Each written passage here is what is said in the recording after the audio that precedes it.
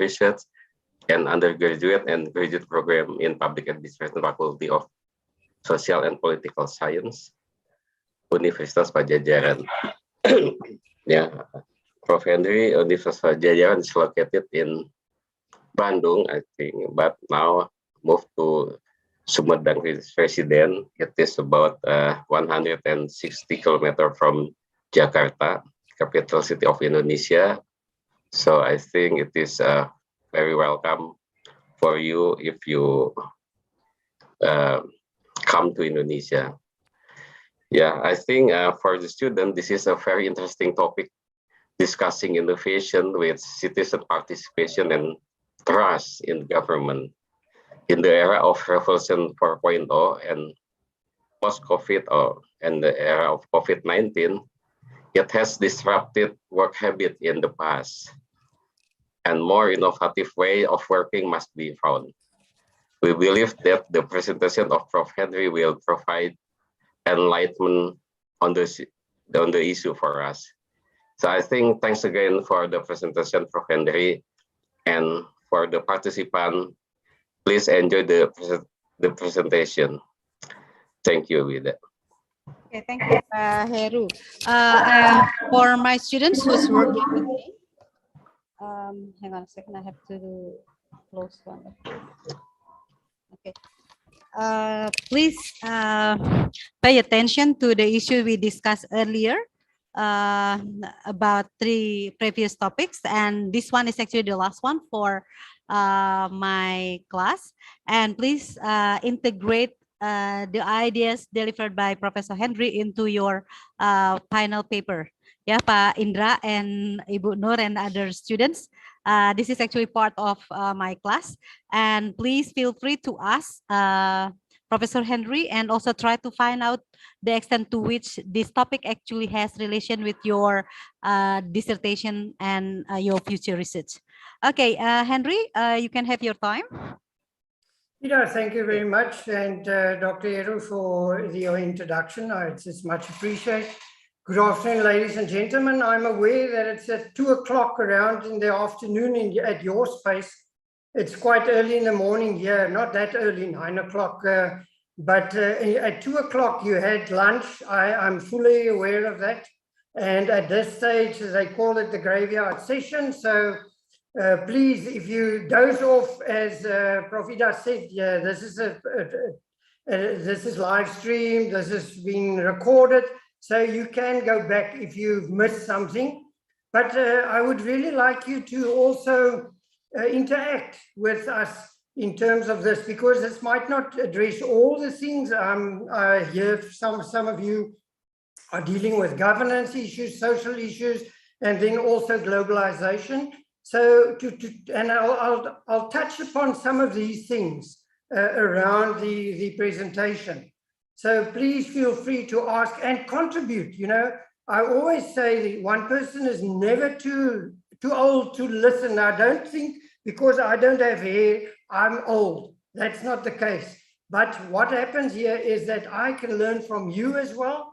And this makes it very interesting as to how one go into your dissertation. I hear some of you are master's postgraduate students and doctoral students, and that's very important that you share that knowledge that you've gained with others, because this is the only way in which we can learn from one another. So I can start off by saying I don't have all the answers to your questions, perhaps, but if we communicate with one another, we can come up with suggestions and perhaps solutions as how to look at this particular topic, then link that to your particular interests in this very interesting field of public administration and management, and see how we can make our society, your society, our society, an interesting place.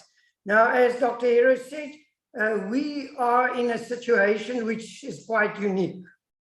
If I think about the COVID-19, and this is not a COVID-19 discussion, please, I'm just saying these are the most interesting things that influences public administration, because if we don't take cognizance of the environment in which we find ourselves, we won't be able to change that environment to bring improvement to the environment per se.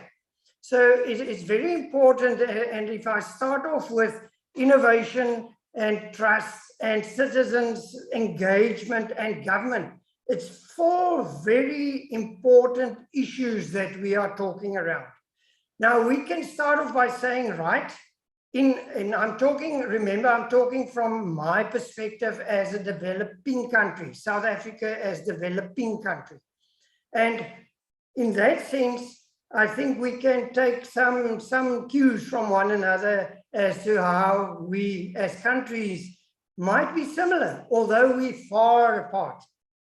So in the public sector, the phenomena of change and reform and everything has been mooted in 94. You probably remember from South African perspective, we had Nelson Mandela, which you all probably know and heard of. They're taking over the presidency. So for the first time in years, in hundreds of years, we had a democracy where even each and every person that qualified could go and vote. As little as a month ago, we had our local government elections again. And I will refer to that as to how this local government election will link up with a particular topic, right? So one can find that the changes that took place had the perspective and the expectation of changing everything. But if I'm frank, in terms of our own country, one will see that although we received money and although really good plans were put on the board and on the table, some of those things didn't come to fruition. And one must look, why did that not come to fruition and what played a role? So, as Dr. Hero said, there are issues that plays a role in this whole environment in which we find ourselves. If you think back in 2008, we had the global financial crisis. Now we're still battling with that, although it's already 13 years on. If we look in terms of the 4th Industrial Revolution, imagine I'm talking to you. If we could see one another, you can see me, but unfortunately I cannot see you. I can see Prof. Ida and Dr. Hero. But this is fantastic if you think about this, ladies and gentlemen, that I'm sitting here in South Africa, you somewhere in Indonesia, in one of the 17,509 islands of Indonesia, and we can talk to one another. Obviously, it would be preferable. I would love to be in Indonesia to stand in front of you in a class. But the third thing that prohibited that is COVID-19. And we need to deal with these things to see how change and everything goes around. Now, if I look in terms of the government, I'll change this thing now. Don't worry, I'm not going to talk to a blank all the time. So I've got the PowerPoint presentation a bit later on as well. But as an introduction, I just want to show you that we will then talk. Whoops, this thing froze now. How come now? There we go. As an introduction, now this is what I'm saying. What we will look at is that public administration under siege. So what played a role? What around us played a role to say, but we need to look at public administration in the way we administer that. Then I could go and have a look in terms of trusting the government, how that will be conceptualized. And don't worry, I'm fully aware we're not here for a theoretical class, and I'm not going to give you a theoretical class. So if I'm just talking about the concept of trust, the concept of innovation in governance, and then look and bring that to South Africa and to see whether this might be applicable to your particular environment. So I give you some country statistics about South Africa. We are 1.22 million square kilometers, the country itself. If you look and say, for instance, to just give you an idea, if you look at Europe, and you combine Belgium, Netherlands, Italy, Germany, and France, then we a bit, just if you combine all of that European countries, we're a bit bigger than them. So that will give you an idea of how big South Africa is. We've got a population of 60.1 million people, 11 official languages. Can you believe that? So, and they in the constitution, so there's 11 of them. And also in the country itself is divided into 9 provinces. I'm sitting here in the Free State. The Free State is in the middle of South Africa. And within those 9 provinces, we've got 257 municipalities. Now, these are the metros, which are the bigger ones, district municipalities, which are the outliers, and then the municipality itself, which we'll find around the metropole. Urbanization at this moment in time, ladies and gentlemen, is 6.4%. So we'll see that there's the rural areas isn't that populated because obviously everyone wants to come to the urbanized areas. And then what is quite disturbing for us, and this is why we as universities need to play a very important role, but not only universities, the whole society, is to look at unemployment. It's 34.9%, which is huge. That's the official number. But if you take the people that stop working, looking for work, that number goes up to 44.4%, which is huge in terms of the 60 million that we are talking about. Now, obviously, there are children, and we're talking about the working people. And then something that I just brought in to tell you the environment in which we find ourselves, the COVID, which everyone knows now, we cannot go anywhere because of Omicron now. We cannot, some of the countries close their borders. And one of the most important things that we need to do is to immunize people in terms of the herd immunization. So to get everyone. But you'll see there, we are quite low, 24.6 overall.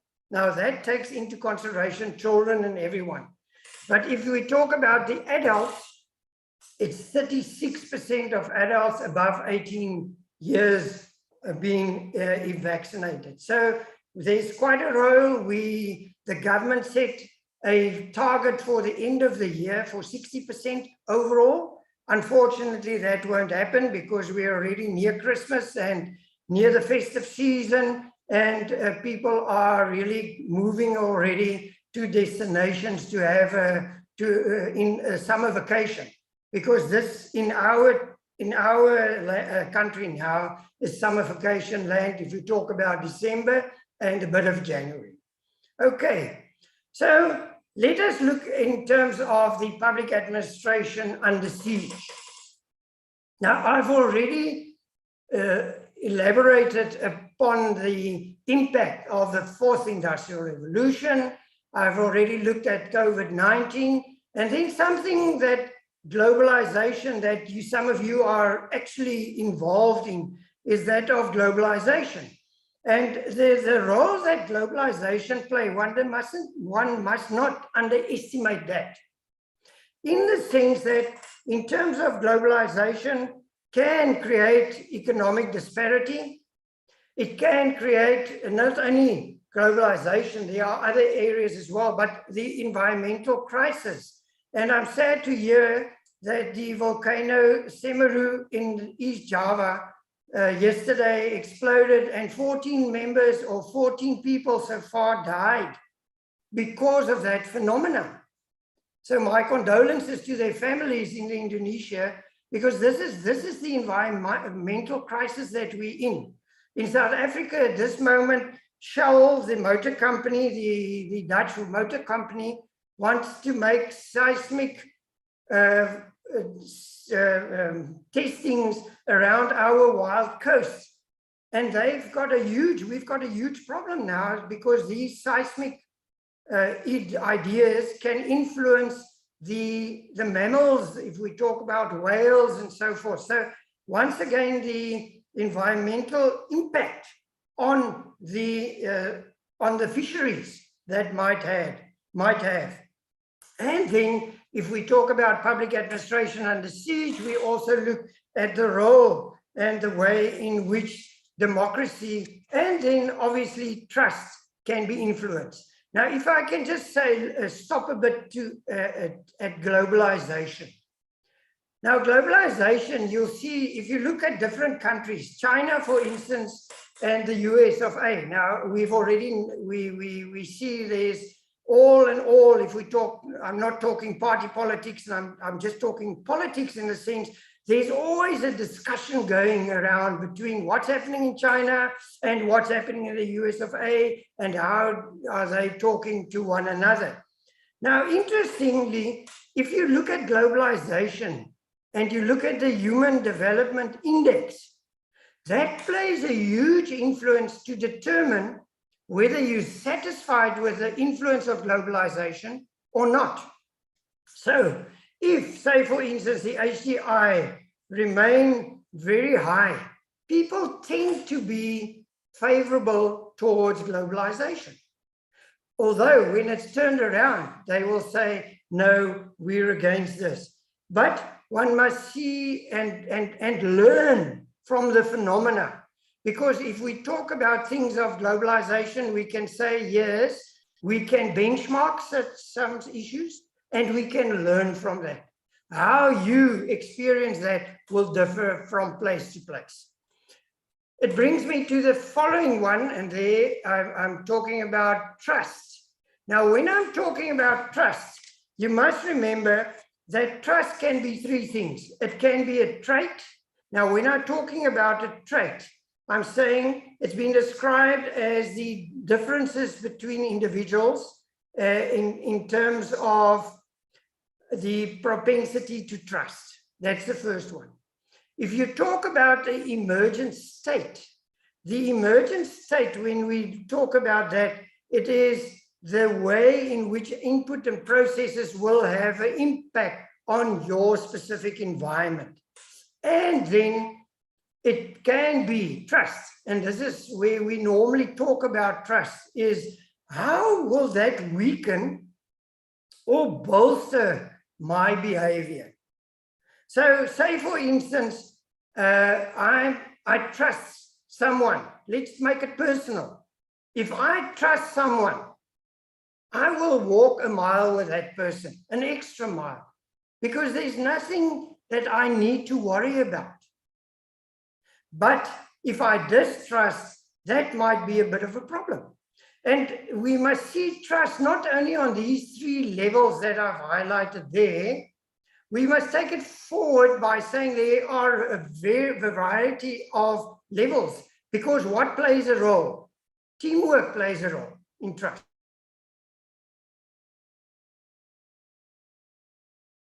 Plays a very important role in terms of how we trust or distrust somebody or some things. And then organizational and inter-organizational level of trust.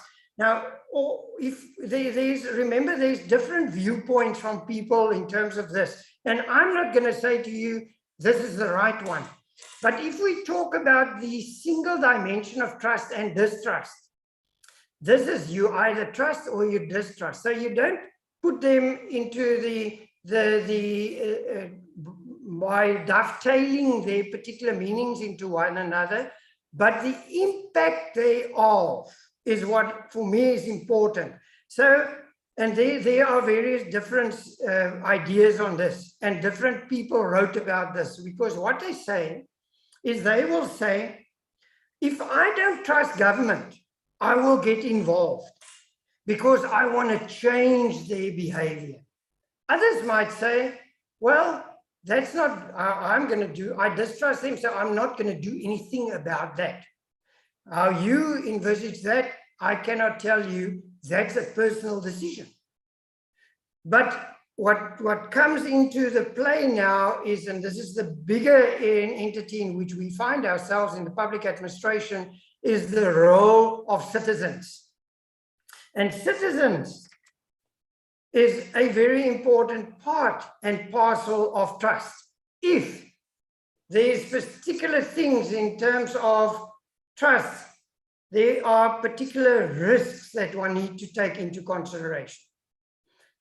You might find if there's no trust, people don't get paid, and you can obviously read quicker than I am, so I'm not going to go through all those headings, but I'll take one or two of them. In the meantime, you read it, and then you stay awake as well. So the staff don't get paid, so they refuse to work. What do you do then? Contractors don't get paid. The important thing is the work won't be dealt with. So we must look in terms of the risk, not only short term, but also how that influences the long-term influence in terms of public service delivery. Financial risks, now that's a real risk in terms of poor financial management. If you've got poor financial management, and unfortunately, this is one of the main areas that we are struggling with in South Africa, is the issue of corruption. We've had a whole commission of inquiry on state capture and corruption because one of our previous presidents being implicated by state capture, President Zuma. So the poor financial management therefore exposes this. And this is from our side now, from the government side now, Ramaphosa and the whole government.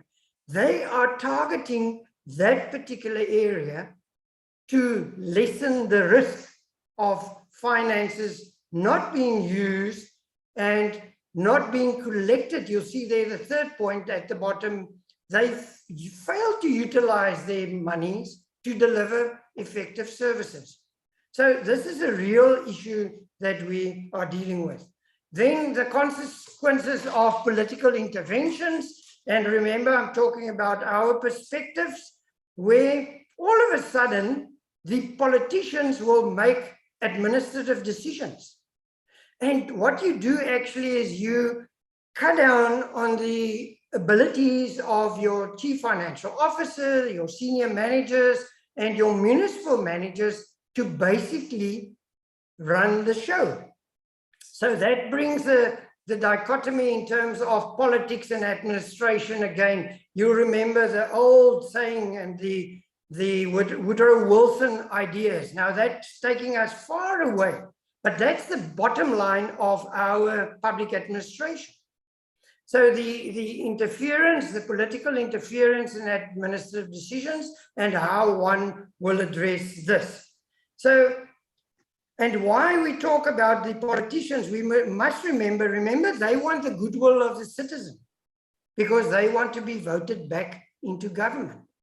And this is what one should take into consideration as we talk about the risks. So the necessity, therefore, is to look at this whole process, is to look at the stability. The trust will be linked to the stability, the peace, and the development of a particular country. And what unfortunately happened is that we found that there's a downward trend in trust in our society. I'm talking a South African perspective. I cannot talk in terms of your behalf, and this is where we need to share our experiences. And these are on two fronts. The one front is the developmental related factors, which we look at poverty, human rights abuses, inequality, and the influence of HIV and AIDS, which is quite huge. From a governance-related factors that we take cognizance of, is that we're looking at crime, we're looking at drugs, and we're looking at peace and safety. Now, I'm going to share some statistics which are quite horrific. 1 billion people remain poor around the world. 30,000 children die of preventable diseases each and every day. 61 countries do not have free press. And corruption is 90% of countries don't meet the transparency in budget. In the midst of all this, ladies and gentlemen, we find the citizen. So how, and remember, a citizen, you, me, we are powerful in terms of our perceptions. Sorry, I just want to look at the time. Yeah, I'm seeing, I've still got a couple of minutes. So if we look in terms of the role of the citizen, we've got power in terms of a lot of things. Let's look at that. In terms of citizen participation, there are 5 levels linked to public trust. People are informed, they are consulted, they are involved, they collaborate, and that makes it you are empowered. Now, the trust addresses those perceptions. If you've got those trusts, if you don't have it, you've got the distrust, which means that there's lack of access to services, there's lack of accurate information, and remember, this is a perception. This is how we think. So, and that's why I'm saying this is a very strong mechanism in terms of us and how we can influence public services. And there's a perception that there's a lack in terms of complaints that's being addressed in terms of we told you so, but you don't address that. So how do we address these perceptions? Now, a unique way in which our South African government did this is through the Batu Pele principles. Now, remember, I told you there's 11 official languages. Batu Pele means, in terms of Sesotho, which is one of the 11 languages, official languages, putting people first. You see the change? It's not my idea as a politician or administrator what to do. It's let's listen to address these perceptions to what people think. So in this whole principle of putting people first of all, service standards are being looked at, better information are provided or is provided, increase in openness and transparency. These are all the principles that are linked to this. Remedy mistakes and failures and say, yes, we made mistakes. Don't be shy about that.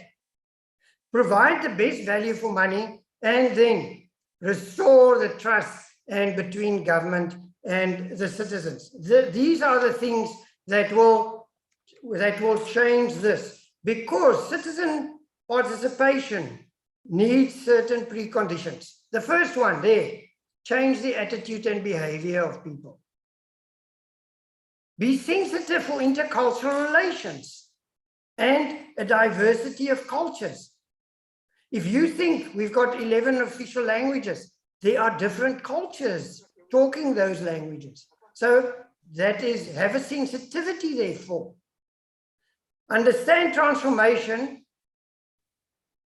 communicate. To me, that's the most important thing. If we want to get somewhere, we must have open communication, because open communication can address all the above that I've got there. See that teamwork goes on, and then from our side, as institutions of higher learning, cherish the opportunities that our people have and then teach them productivity skills, how to be productive. Don't throw in theories, be practical. Okay, the way in which we can do this is through innovation. Ida, am I still okay? Can I continue? I don't want to bore everyone. Yeah? Okay, so when I talk about innovation, it's a form of deliberate, socially purposeful change, and you'll see it there, to get something on the cards that hasn't been achieved. If you take 20, 40 years ago, this wasn't achievable what we are doing now. I'm talking to you from my home, right? This wasn't possible, but the changes that took place made this possible. And there we look at different areas, and I'm not going to stay too long on this. Technical and administrative innovations, incremental and radical innovations. But for us in the public sector, the main focus should be on product and process. Where I'm looking at product at a specific new service or policies that's been implemented. And where I'm talking about a process is to say, how are these services rendered? So the focus on how. And this brings me to this following table. You'll see there, this must be cognizance taken in terms of the context, the cultural, political, and administrative context, where public administration will deal with internal and external innovation. When we talk about the internal innovation, these are the reforms within that takes place within our countries. And the strategic renewal of individuals and networks working together to get that innovation going. Externally, on the right-hand side here, is the enablers, such as in economic innovation, that makes it possible for us to be innovative. And then these social innovations, some of your areas, social welfare, where the state-society relationship, and how those interact with one another in terms of our technology changes, in terms of societal trends, and in terms of the cultures. Now, you can even go further and say, this is to do with entrepreneurship thing. But for purposes of this paper or this discussion, I'm talking innovation and entrepreneurship as the same thing. So I'm not going to make a distinction there. So if we therefore want to be innovative, in South Africa, we had I just want to check this. Okay, don't mind. I just blanked out the paper, the PowerPoint, because then you can't read and you need to listen to me. That's a bit of a skill that I can teach you now. How do you get this back? When I got rid of this, I pushed the B button. Remember B. If you want it back, B, you just do B again, and it's back. So in any presentation of this nature, press that B button and it's gone. So what did we do in South Africa? I'm just going to give in short. In 1996, we started with a technology and science and innovation. But then in 2019, we had the emphasis on innovation. And that innovation became people-oriented development. To listen from people what local problems they have and to address that. What it also entails, some of the aspects, is that there should be community empowerment, where I talked about slums in America, they talk about slums. We talk about the informal settlements that we have, but you upgrade those informal settlements and to be part of a lively economic ecosystem. Then ICT-based innovation, where you move away from just making profits, but see how ICT can take and be innovative in terms of the local regions that it impacts. Leadership, I referred to that a bit earlier, which is important to me. Social entrepreneurship. Now, when I talk about social entrepreneurship, I'm talking about other issues, other people that can play a role, and it's linked with intermediate organizations such as NGOs, which will play a huge role in gaining those particular positives. And then cross-sectoral partnerships, where we include the private sector as well. Although we want to think we're the public sector, the private sector in its sense is very important. What are the, and then I'm nearing to the end, what are the potential outcomes if we look at the previous ones? Improve service delivery and decision-making. It can increase competitiveness of existing organizations. It can develop new and emerging organizations and improve the quality of life. Why do we have public administration, ladies and gentlemen? It's to improve the lives of the citizens of a country, and therefore also improve the environmental custodianship of people. How do we do that? How did we do that in South Africa? And what is of importance to deal with that? First of all, there must be a political will.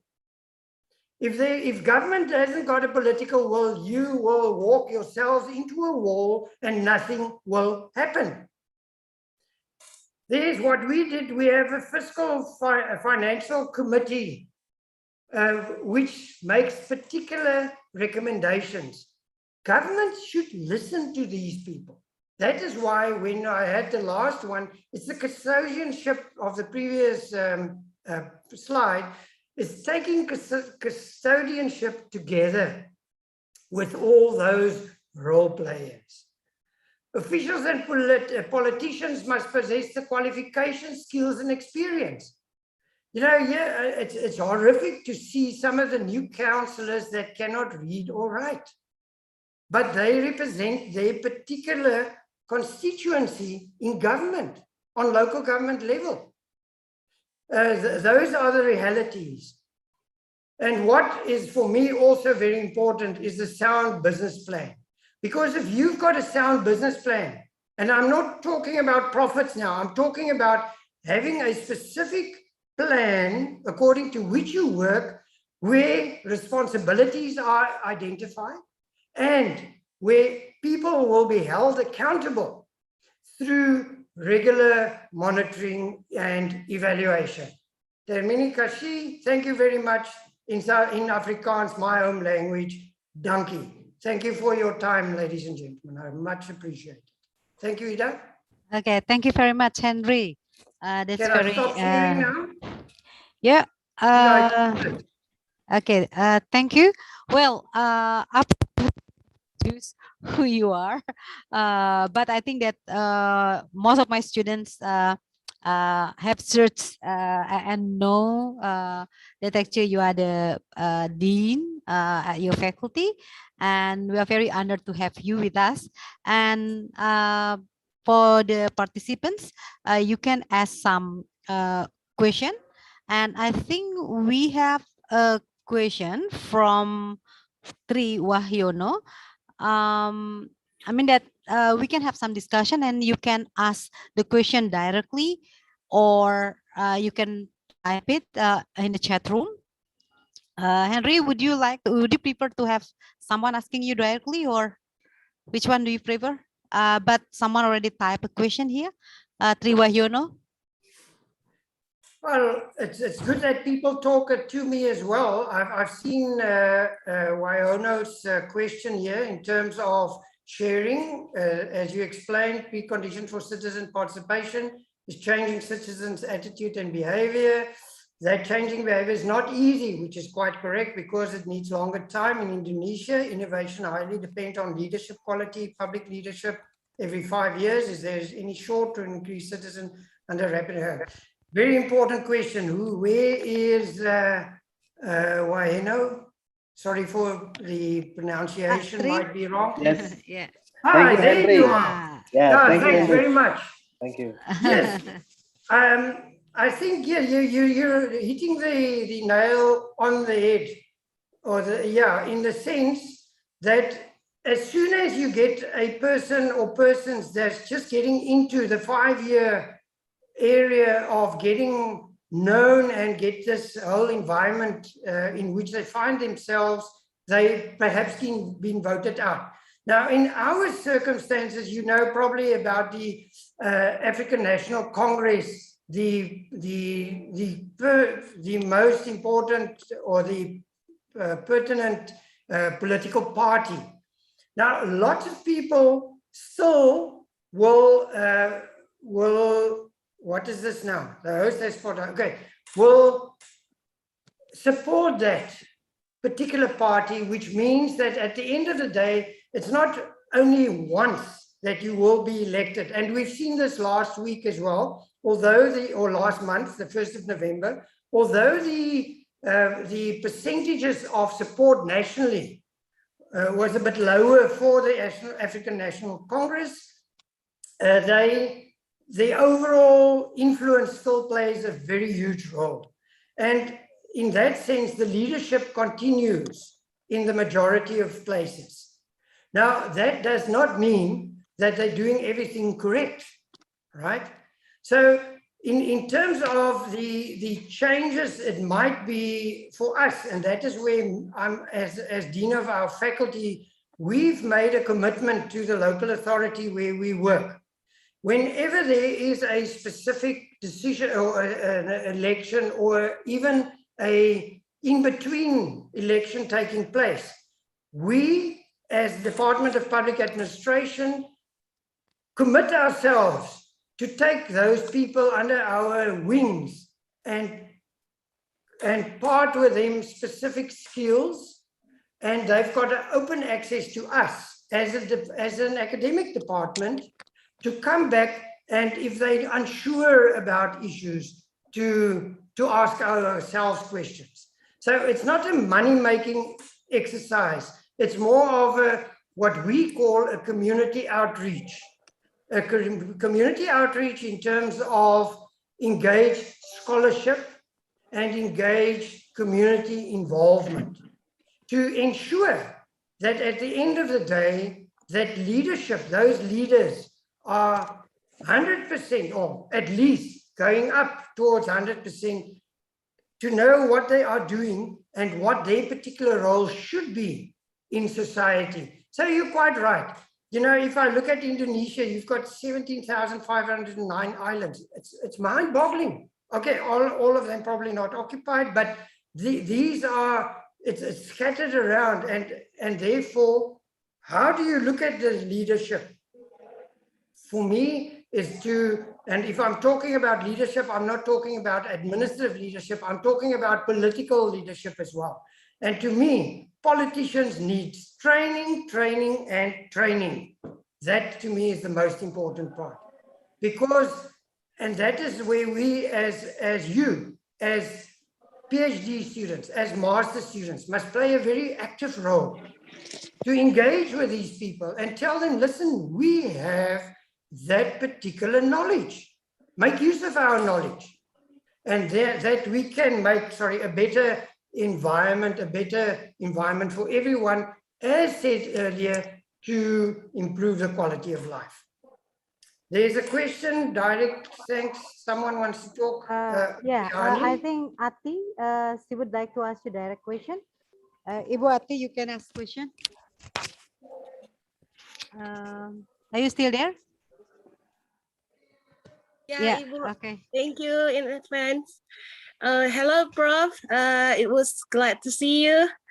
I would love to ask you something. It's just like, you know, multiple parties in Indonesia, differing political beliefs and constructive debate are the lifeblood of our democratic system. Yeah, but it is safe to say that the elections, referendums, and social conversation are positive traits of a multifaceted, balanced society in progress. So how can communities rebuild trust in the wake of polarized debate, sir?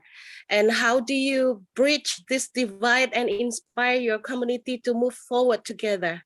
That's my question. And thank you very much for the time. Thank you. Thank you, Ati. That's a very important question. And we've experienced this now. When I remember I said to you, the ANC perspective, their support went a bit down. It's less than 50%, and that's the first time it happened. What we've seen in between is that communities now rallied around strong leadership within that particular community. And they formed what they called independent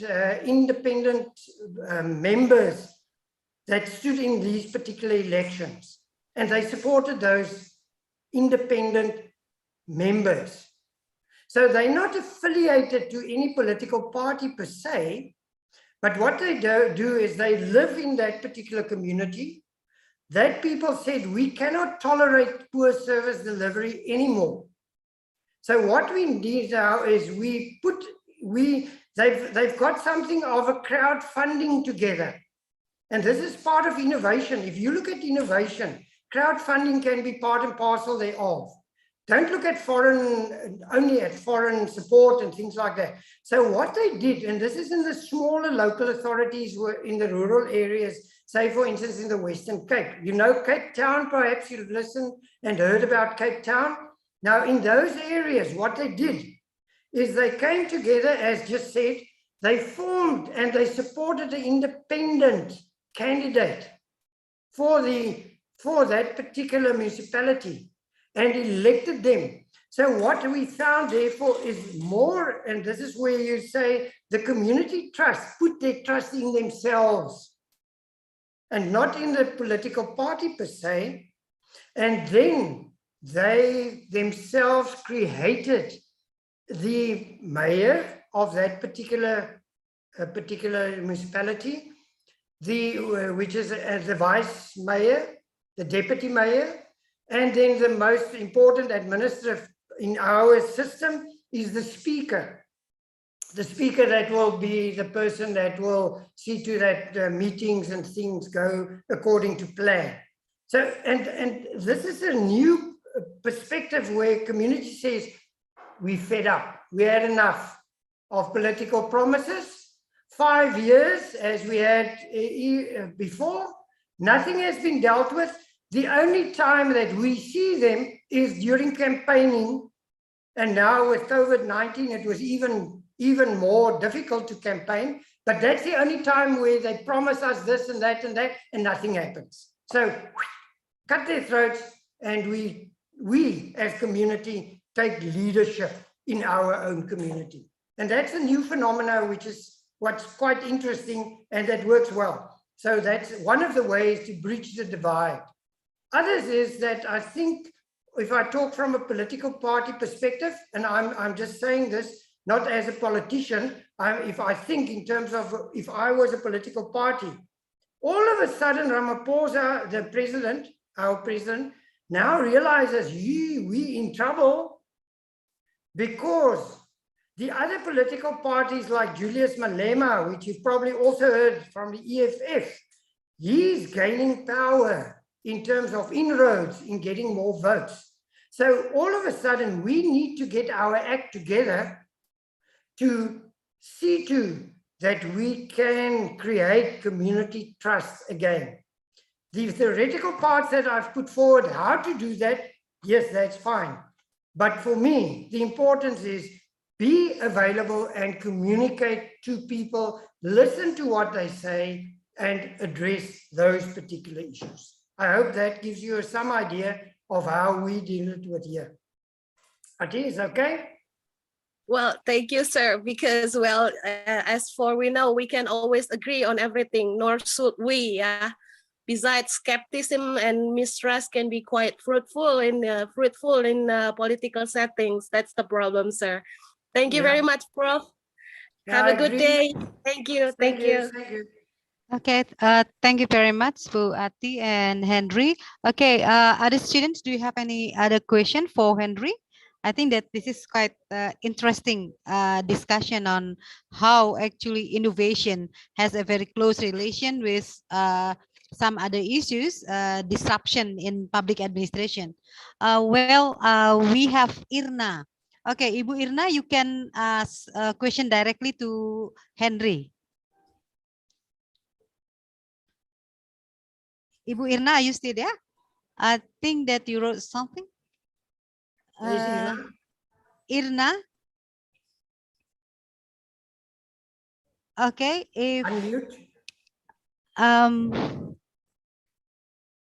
Ibu Irna, actually she wrote the question on the chat room. She's asking. Okay, she's asking the political intervention is an action which cannot be hindered in public administration. As we know, public administration comprised of political appointee and, okay, that's in Irna. Irna, you can ask the question directly to Henry. Thank you. You need to unmute your microphone, please. Okay. Thank you. All right. Good afternoon, Prof. Henry, Ibu Ida. Thank you very much for this opportunity for asking in this webinar. As Ibu Ida mentioned earlier, political intervention is an action which cannot be hindered in public administration. As we know, public administration comprise of political appointee and bureaucrats. In Indonesia, political intervention is very hard to minimize because political appointee have a strong position to intimidate their staffs. Do you have any suggestions how to minimize such intervention? Thank you. Irna, you're quite correct. The interrelationship and the dovetailing of politics and administration is it's a reality. It's not only in Indonesia. Yes. Can you hear? Yes, yeah, it's okay. We can hear you. Please continue. Okay, Irna seems to me she cannot hear. Yeah. I guess my internet unstable. Could you please, my internet is unstable. Okay. Okay, it's okay, Ibu. Henry can understand your question, and he also wrote the question on the chat room. I think it's a similar question. Henry can respond.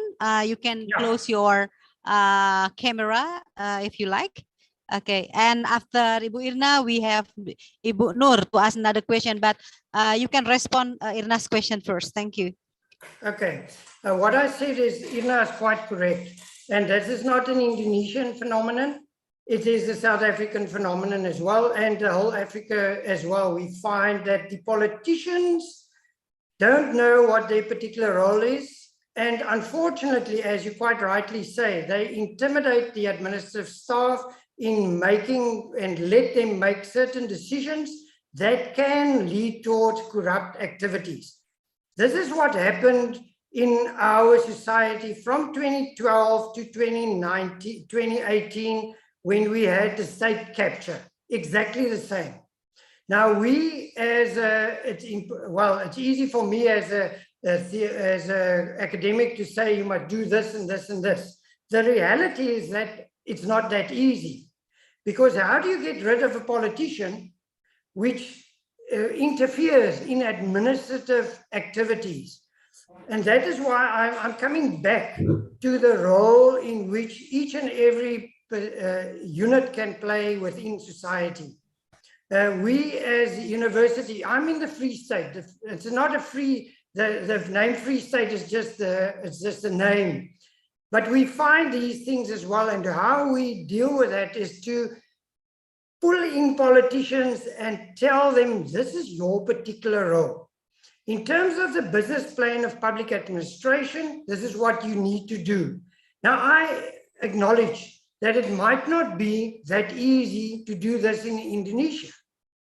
But what we found in terms of once we and that's why I say training, in all our endeavors, politicians will come to us and say, thank you for telling us what you've highlighted now, because we weren't aware. Can you believe it? We're supposed to look at the political side of things and not the administrative things, because there are people that deals with that or deal with that particular issue. So it's very, and I'm not one to hammer in terms of training. The reality is that, as said, we had that same thing. The Zondo Commission must give feedback in December now, and we are waiting with abated breath as to see what will be their recommendations to especially look at what you said now, Irna, the ways in which how can we minimize those interventions. Sometimes it's ignorance. Sometimes it's deliberate. And sometimes the things that we don't want to escalate from these, unfortunately, escalate. And I don't want to hammer on corruption, but these are the playing fields that sometimes open up the possibility to do this, and then your trust in government is being minimized. Because if I look in terms of the reaction to the particulars as to what the Zondo Commission did, and to look at the way in which real politicians intervened in administrative decisions, it's actually very sad that people don't know their particular role. Okay. Okay, there's something written in Indonesia that unfortunately I think we can take. understand. It's okay, Henry. We can take the question from Noor first, and then after that, we will. I will help you to translate Eddie's question. Okay, Ibu Noor, you can ask Henry. Thank you. Thank you, Ida. Prof. Henry, I want to ask something. You said that if citizens didn't trust government, they will involve to the government activity. But in the fact here, there is a place that people didn't trust the government but they didn't involve anything activity of government. Now, they think that government's been talking nonsense. So every government's planning are nonsense for them. So I think this is about communication. Now, my question is, what kind of communication does government have to make to restore public trust to this place? Thank you. Yes, thank you, Noor. That's a very important question. Can I just go back to your first assertion where you say if people don't trust, they will that will motivate them to take part in government activities. There's differences of opinion. And I looked at some of the pros and cons therefore, because it might be that people will just go say, oh, no, I had enough now. I don't want to talk to these guys or girls anymore because they don't listen to me, right? So that might be debatable as to when you trust or distrust that you will get involved. I'm not too sure about that. If you trust, you can say, pull back and say, but I'm satisfied, which I normally would. That will be my idea of dealing with this. But that won't allow, and that won't solve all the problems, I think. Remember, this is now only you might differ, and this is the nice part of it. The question, and that's, I'm so glad that you say this, even if you trust or distrust, the way is, how do you communicate your actions? And that's your question. Now, we through the Batu Pele, and I'm coming back to that principle, putting people first. There's been campaigns, really campaigns in terms of now with the technology that will go out and they will see this and this and this. Then they will also look through their local representatives to have information sessions through ward councillors. Now, what we have here is a system of, you've got your politicians in local government. Local government or municipality will consist of wards. So it's clusters of people who are living in that particular area. They form a ward, okay? And then there's about in Bloemfontein where I live, there's about 37 wards. So all over the city, you'll find these wards. But those wards, they will have representatives, council representatives. And that council representatives will then talk to the politicians. Because you can imagine, you cannot let everyone within a society talk to politicians. It will be chaos, okay? But now they represent the ward. So they will have meetings within that area of them. They will say, listen, we're not satisfied with, say, our sanitation. That ward representative will go back to the municipality. And they will communicate with a political person there, the representative, and this is the way how to address that. I take cognizance also of the fact that you cannot, if you talk about technology in the rural areas, you won't have all the fancy things that we have and all the connectivity. readily available. So their personal outreaches are very important. And we also find in the rural environments, it's smaller environments, because you've seen urbanization, 66.4% is in cities. So our rural areas are much smaller areas, and there the communication can take place quite easier. And this is where I think the new phenomena that we had of independent politicians being, or independent candidates being elected towards local government play a very important role, because that person is there. He or she lives within their parameters, and they know where he lives or she lives. So they can walk to their homes and knock on the door and say, hey, I'm not satisfied. The community is not satisfied. What are you going to do? And this to me is a positive way in how we can communicate. Obviously, you can use the media, the written media, which is quite strong in South Africa still, and communicate that. In Port Elizabeth, is Geberga, is where I came from now before I came to Bloemfontein. There's a water shortage, a critical water shortage.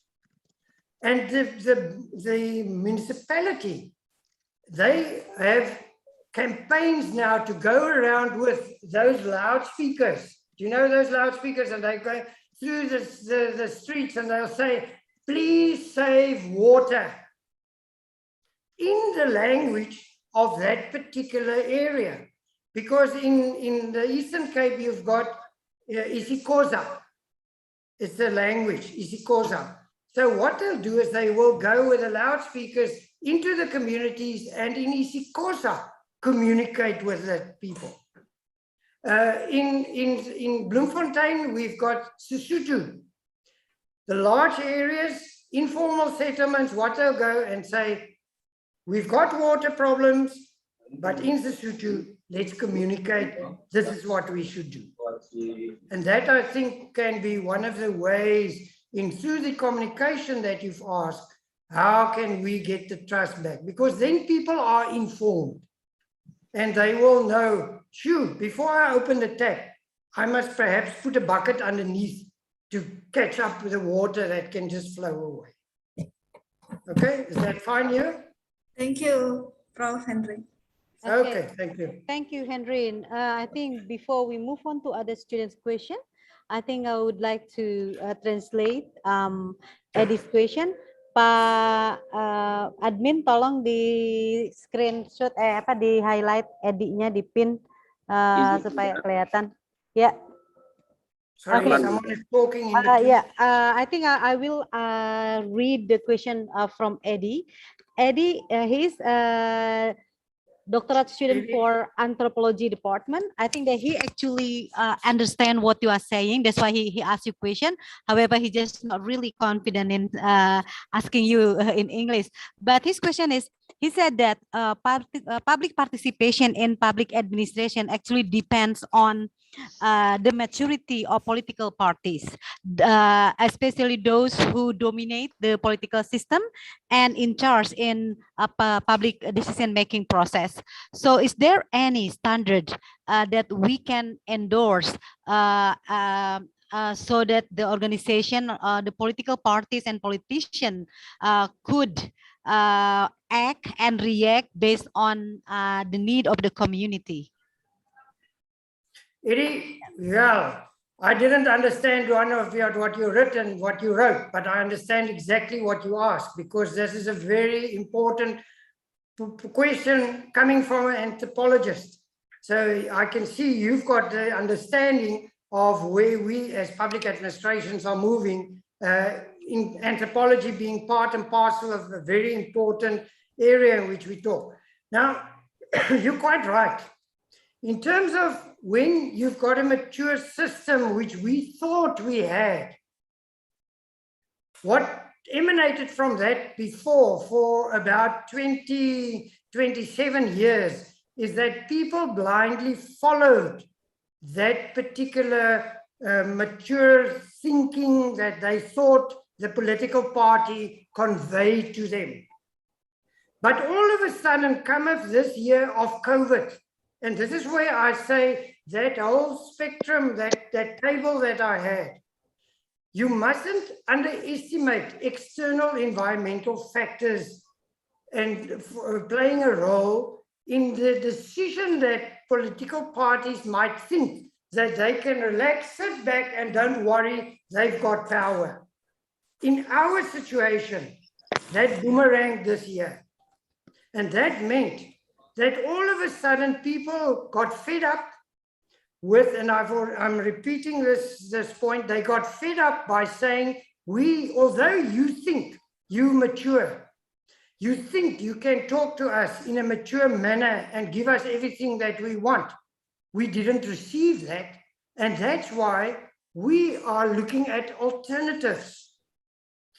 The alternative, if I can give an example, I like examples, is we've got 8 metros. Now, metros, big areas. In 5 of those metros, the majority party and the mature party that they thought, they didn't get the majority. So at the end of the day now, we've got coalition governments, which is not sometimes a good thing, because if someone doesn't agree, the whole coalition collapses. But where what happened here in South Africa now is that the community put down their feet and said, this is it. So for maturity, the government now realized that they're not that mature as they are. Now, I gather, I cannot pinpoint that particular answer and draft that over to Indonesia and say that your governing party will do the same if something like this happens, because it didn't happen. So how do we deal with that? I think communities must, and I'm not saying they must be civil disobedience, but in a civil manner, communities must get the message across that they are not being serviced as promised. And in terms of that promises, that they will take them to I'm going to say to court, not to court, but that they will take up that responsibility of the community as well, to be part and parcel and to work together to get a quality services delivered. Now, that might be easier said than done. I acknowledge that. And this is a process, because we don't, there's that saying of Rome wasn't built overnight. And it was previously also said, this takes time. But as soon as we can get the communication going, as soon as they realize they're not doing what they're supposed to do, I think the penny might drop. And that can, in terms of public participation, enhance the whole environment in which we are. So the public mustn't be apathetic towards service delivery. They must take a stance and be part and parcel, be active from that. And as soon as government, and this is the maturity level that you talk about, Eddie, it's easier said than done, because if you in power, why would you worry? Why would you listen? Because I've got the power. But as soon as they realize that maturity of, shoo, I've been put here for a specific service to be rendered, then I can talk and say, wow, that political party gained maturity. Thank you, sir. Okay, thank you, Henry. So we have another question from Hamiduddin Arif Kainong. Pak, tolong dipin Pak Arifnya. He's also asking you a question in Indonesian language, but I will try to ask in a very short. He's the master student of public policy. He's asking the reality in Indonesia is actually most of the public sector actually dominated by old generation in the age more than 45 years old, and now actually more and more young generation leading the public institution. However, the innovation introduced by younger generation leaders actually kind of stay in place because older generation are reluctant to change. So do you have any suggestion how to encourage change for those who are actually in the older generation to follow the new ideas? Thank you. Yeah, but you've got pertinent questions. It's actually, I wish I could be there, because to interact in this manner and think in terms of how we can change, because this is a real problem. The old generation don't know how to work with a laptop. They don't know, they don't understand the artificial intelligence as such. And to get part and parcel of that, it's very difficult to change perceptions of people. And that, to me, you'll see I've touched upon a perception and how perceptions can change the whole idea. It's easier said than done to get rid of those people, you know, because they're so, and this deals with the culture as well. In our culture, you know, if you look at some of the communities, because the father and the mother and the grand supported a particular party, I must do that as well. I don't think about even that. I just do it. Even worse, if you look with the older generation, because they've got set ideas. So it's a very difficult manner to influence people's minds and perceptions, to tell them, listen, we need to change. Let me take COVID, for instance, in South Africa. There are people thinking that there's a conspiracy theory that COVID started in China and that China wants to take over the world. And I won't get vaccinated because there's a microchip in that fluid that they put into my arm. My goodness, where have you heard of such nonsense? Okay? But it's their perception of what goes around with this particular to be vaccinated. Now, the old generation, I laud the new generation that make themselves available and that push for innovation, because that's how the way to go. I cannot, as dean, in teaching and learning, say to my people now, we must stick to face-to-face interaction. It's not worth anymore, because I've got this thing. I've been working for a year and 6 months virtually with my students. And it's fantastic. Oh, I miss them. I miss them. I want to hug them, although I mustn't do that because there's very much things about that. But that's the way in which we now operate, and they accept that.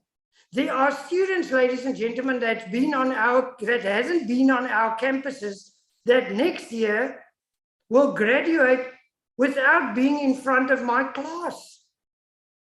So that's the reality of this. So how to change, is there someone else that can help me here? Because I don't know how you change old generation ideas other than give them a hap and a clap and say to them, wake up, wake up, wake up. This is the 21st century. This is the way to go. Anyone else? Other suggestions? Galaxy, JC Prime, JZ? I don't know. So sorry, MKP, I just like the idea of the younger generation coming into governance and putting their foot down. Because if we realize this is the way to go, what will happen? People will realize, and I'm coming back to communication, sorry, you're going to be so irritated by the end of this talk about the communication. But that is for the youngest, must go to the elder and say, with due respect, sir, this is how we work now. And then they must decide, do they want to work with you? Or do they want to say, goodbye, I don't agree, and therefore I'm big enough, mature enough to step down and give the opportunity to new people to go forward. Thank you. Okay, thank you, Henry and Arif Kainong. Well, we have two more questions from Putri Savera. Tolong dipin, Putri. Putri Savera, you can ask the question directly. Sorry. Yeah, and also Yeah, Chandra. I'm sure Chandra has got a question in the Yeah. box. And Yes. ignoring Chandra, before Chandra, we have Putri Savera. Okay, sorry. Okay, can you see it? Putri, are you still there? No, I don't see. Okay. Putrinya masih ada enggak? Putri, hang on, probably. Yes, Okay, yes. she's still there. Putri still Yeah. there, but I think my admin, he didn't pin her. Okay, that's okay. Can you read the question, Henry? Because we only have around last 10 minutes for your session. Okay, can you get the question? Of Sandra. Yeah. Okay, you see, what do you think about our government plan to replace middle-level management with robots and IA? Can it improve government's performance and thus raise people's trust to the government? Well, very interesting ideas that you've got, and it links up with the previous point in terms of becoming more tech savvy and how tech savvy can improve service delivery, which is very important here. So yeah, robot you can't speak to, but if he or she or whatever the thing does the work and it does it well, then I think it can work. Because if, remember, the mechanism might not be the main focus as to the outcome. The outcome must be that there's improved service delivery. So whenever your government plan to use, hello Chandra, to use even that particular robots and IA and artificial intelligence, I think it will be great if the result can be positive, because then people won't mind to know, well, that's a robot doing the job, but the robot is doing a good job and I'm getting the services that I want. Okay. Ida?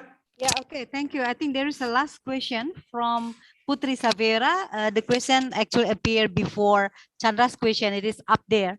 Oh, sorry, I should go up. I will check Putri. Yeah, I think she's still there. Hang on a second, Putri. Okay. Okay. I don't know. Yeah, I've got it now. I see. Firstly, I believe that the country development is in line with the government innovation, 100%. And I just seen some data and some reference about citizen trust in government. But many big countries, developed countries, have low citizen trust. You look at Biden and company, below 50% in government. So I would like to ask, is there any relevance or connection between the citizen trust and the country development? Putri, Ida, I don't know where you get your students from. It's such a pleasure talking to you with these students because they think and they know what they want. And I'm excited about this. If I, Putri, can take this, you're quite right. If you look at Biden's first 100 days in the USA, he was seen as the messiah of everything. What went down? Trust, everything went down because he didn't do, because he's probably 80 years old. You know, when they elected him, I thought, are you mad? To get an 80-year-old person, I'm every time he gets onto the TV, I'm so scared that he gets a heart attack or something because he's so old and there's no enthusiasm into him. So depending on whether you developed or developing, it all depends on even developed countries, as you rightly say, don't have the support of that country, of the citizen. So so for me, it's not that I take cognizance whether you developed or developing country, that will make say for instance, to use the internet can make a bit of a difference. But at the end of the day, you must look at what is the outcome of the services rendered. And people aren't fools, remember that. People can think for themselves. people can make decisions. And this is probably because they don't have the services that they expect from a developed country. They don't say, some of them just say, I don't want to be part and parcel of this. Fortunately, or unfortunately, that's not for me, the answer. Because if you subtract from something, you've got no right to say something about that. You can criticize, that's normal. People will criticize, they're not satisfied with something, that's normal, okay? But if you want to make a difference, get involved, boots and all, into your local community and make a difference. And then, whether you developed or developing country wouldn't make a difference, because it depends for the last time about what you communicate, what you do, and how did you improve the services of those people for whom you're supposed to deliver a service. Thank you, Putri. Okay, thank you, Henry. Unfortunately, I couldn't spotlight her. I don't know, it is technical problem. Thank you very much for the question, Putri, and also for the answer. I think that we comes to the end of the short discussion. This is very interesting topic on how actually we can encourage public innovation and also citizen engagement, and we have so many questions from our students here. My students come from many different places in Indonesia, and I think today we have also some students from eastern part of Indonesia, in Papua, as well as Timor, from our neighborhood, Timor-Leste, and also from Thailand and Vietnam. We have some international students here with us as well, Henry. Thank you very much for being with us. And I think that, I hope this is not your first time to engage with our student, but I think you made a very important point about your lecture, that actually whatever happened to public administration, actually it is our responsibility to engage and to encourage innovation and change, to build trust in government, because we couldn't rely on government per se, especially when the government actually dominated by a political party and political system. Okay, before we close this session, Henry, do you have any closing remark for your class? Thank you. Thank you, Ida, and thank you for this opportunity. I must say this is really enlightening to talk with similar like-minded people in terms of what we should do. I've got a passion for our subject, and that you brought in other people as well, with the anthropologist Eddie and your students that's so knowledgeable. I've seen, and I must compliment Indonesia on the world map. They've got this whole advertisement going in terms of your green economy, your blue economy, digital economy, and in Dubai 2020, the whole setup that you had, that exhibition. I've watched that exhibition, although it's Dubai 2020, it's now going on in 2021 because of the COVID. They kept all the 20, like the Tokyo Olympics 2020, but it took part this year. So I think in terms of the government itself, what they're doing, you know better, but the impression that I've got, and as I've said, to look at 17,509 islands, it boggles my mind. It's very difficult, obviously, to look at that areas, but I would like to thank all of you this afternoon from your side for your participation. And I wish you well in your endeavors, academic endeavors. Go for it. You've at this level, play an active role, share your knowledge, because your knowledge are so rich. With each and everyone, you can share that and play a meaningful role in society. I think then one will be a legend in your own mind, and just enjoy being alive and making a difference. Thank you very much. Stay well and have a very, very good festive season. Thank you, Ida. Okay, thank you, Henry. Ricky, are you there? Ikoy? Are you Iya there? Bu, siap. Okay, Siap. could you please to share the certificate? Henry, actually the dean, he came earlier, but he's actually in Surabaya, and he left and he said hello and thank you very much for your participation to support our faculty and our student. And he would like to give you some certificate of appreciation for supporting our international program. So this is the fourth series of our international webinars at the end of the year. And thank you very much again. And I hope we can have more time to have some discussion. And we also would like to discuss with your students as well in the future, because somehow actually we are sharing similar problems as public administrators in the southern hemisphere. Well, thank you very much again. And for my students, don't forget your assignment, and you can come back anytime to this video and also other video from Alan, from Malcolm, as well as from Patrick. Yeah, and next year, I think this is actually the last international webinar for this month. But next year we will host some more international lectures from Sangkunquan University, from Gaudet University, University of South Africa, Flinders University, and Adelaide University, as well as some of other university as our international partners. Well, again, thank you very much, Henry. And thank you for those students who has actively involved asking so many good and critical questions. And I think this is a very good start. It is the very good sign that actually everyone really have a very good motivation to be involved, to change our public administration into a better one in the future. Okay, thank you very much again, and see you later next time. Yes, Bye. Thank you, very Henry. much. Bye. Stay Terima safe. kasih Thank you. semuanya. Bye-bye. See you. Bye. Okay. Thank you.